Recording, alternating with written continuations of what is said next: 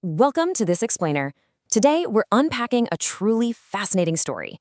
We're looking at how to take a bipolar diagnosis, something society often treats as a massive stigma, and actually transform it into a profound personal superpower. We'll be diving into the life of Stacey Prescott. She's a master cosmetologist, a military veteran, and honestly, a woman who figured out how to not just survive, but totally thrive with bipolar disorder. So let's jump right in. Okay, let's get into this.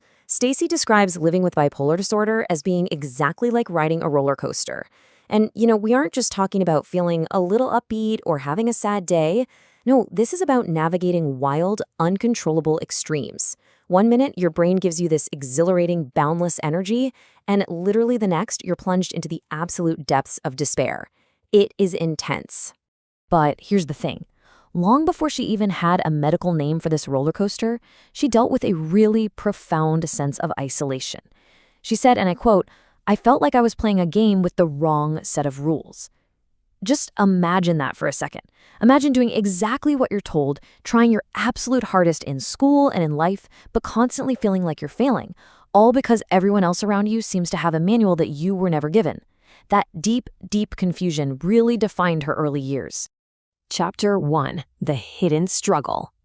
So let's rewind a bit to the late 80s and 90s. Back then, mental health awareness in schools was virtually non-existent, right? Especially for young girls.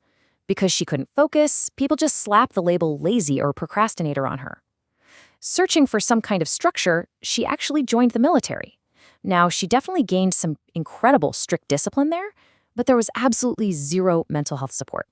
In fact, admitting you were depressed was pretty much an immediate ticket out. After getting an honorable discharge due to pregnancy, she spent years just feeling completely broken. It wasn't until her early 30s she was taking a college psychology course, read a chapter on bipolar disorder, and finally went to get testing and received a proper diagnosis. Section 2. The reality of bipolar. Once she actually had that diagnosis, the two extremes she had to manage became super clear. On the mania side, her brain was basically desperately chasing instant dopamine kicks. She'd get into impulsive spending, literally buying presents for everyone just to feel that high of making someone smile. But of course, her self-worth would completely vanish the second the money was gone. And on the depression side, it wasn't just, typical sadness. It was a dense fog of hopelessness. She describes ending up completely numb on the bathroom floor, feeling such profound emotional pain that she just wanted to cease to exist. And honestly, what's incredibly frustrating is the response so many people have to these very real symptoms. People say, well, just choose not to be bipolar. We absolutely have to address this harmful misconception right here and now. You literally cannot just pull yourself up by your bootstraps to fix a chemical imbalance. The biological chemistry in the brain requires real, targeted medical intervention. We're talking the right medication and intensive therapy to stabilize those extremes. It's a biological reality, guys, not just a simple lack of willpower. Section 3. A transformative mindset shift. So while medical intervention kept her safe and functioning day to day, it was professional coaching and this massive realization of self-worth that changed absolutely everything for Stacey. During a high-performance program with a mindset coach named Brad Bizjack, she was presented with this really pivotal question. Are you acting in fear or are you acting in faith? And this simple question became the fundamental framework for how she approached her entire life. Let's break that down. Acting in fear means constantly believing what could go wrong. Sure, it keeps you safe, but you're stuck in scarcity, basically hiding in a box. But acting in faith? That means believing what could go right. It's like jumping off a cliff just to watch your wings explode. For Stacey, letting go of fear meant realizing that her inherent self-worth as a child of God was already established. Her worth was absolutely not tied to being perfectly stable or wildly successful in her career. That realization, it completely flipped a switch in her brain. Section 4. Navigating workplace stigma.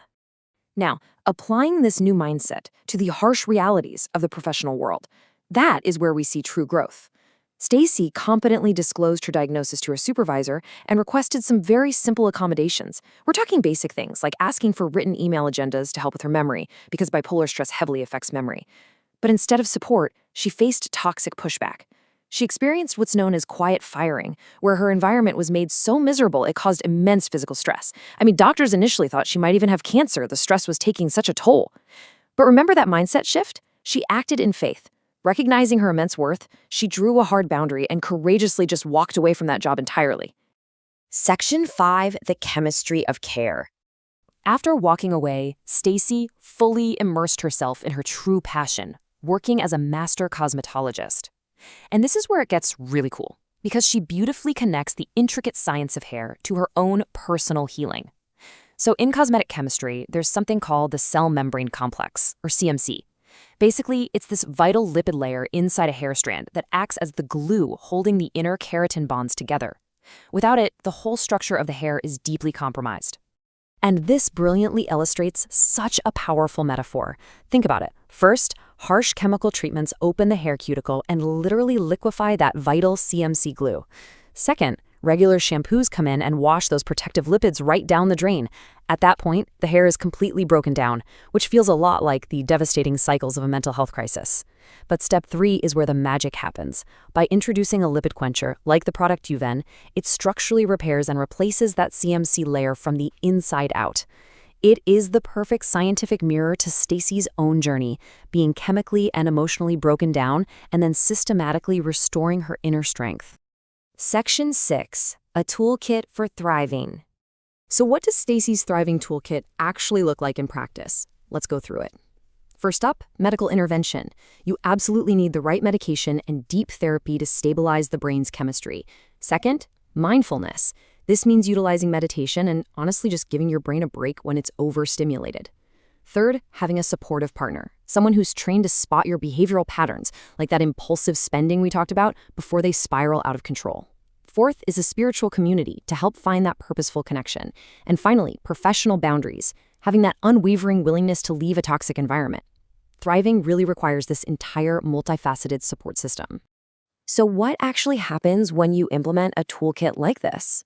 Well, by embracing this support system, stepping completely out of fear, and fully leaning into her artistic niche as a natural curl specialist, Stacy's salon income exploded by 125% in just a single year. Talk about a glow up, right? She moved entirely out of survival mode and into ultimate thriving. Which brings her narrative perfectly full circle. She beautifully describes her life right now as a messy canvas of God's mercy in my madness. She actually celebrates the fact that bipolar disorder isn't a hindrance at all. It fuels her unique artistry.